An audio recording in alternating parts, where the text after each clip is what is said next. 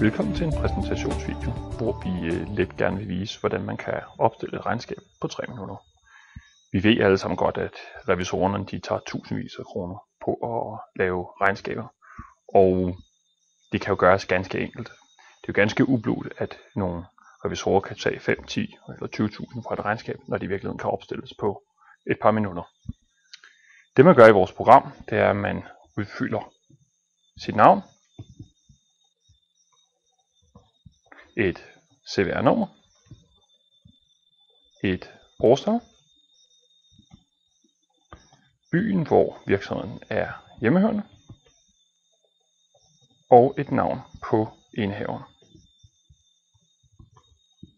Derefter skal man bekræfte, at man har indsat sine regnskabsdata i arket resultatopgørelse. Har man smartregnskab, så kan man automatisk hente det fra programmet. Har man et andet program, så skal man tilpasse det. Det er der en særskilt demonstrationsvideo, der fortæller om. Herfra der trykker man bare på udarbejde regnskab. Herfra er regnskabet opstillet. Vi vil kunne se, at de oplysninger, der er blevet indsat fra forsiden, de er blevet sat ind alle steder i program.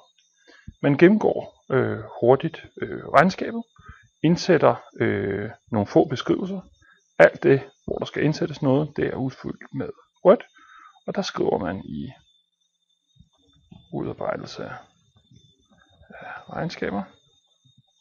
Man markerer lige blot, om det er et over- eller et underskud, og vi har haft et flot overskud. Der er sat navne og adresser ind. Og herudover så er der udfyldt data på resultatopgørelsen. Der er udfyldt på aktiver, på passiver, eventuelle forpligtelser. Noterne er udfyldt i henhold til de krav, der er. Blot skal man skrive, hvad omsætningen består af. Udarbejdelse af regnskaber. Og herefter så kan man gå herover og sige print et regnskab. Det ser således ud, når man printer regnskabet. Man kan se en forside. Man kan se sine indholdsfortegnelser.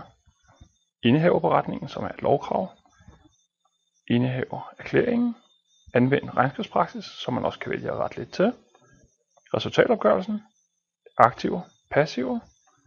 Pantsætninger og eventuelle forpligtelser. Og noterne. Og herefter er regnskabet færdigt. 1, 2, 3, så er regnskabet opstillet.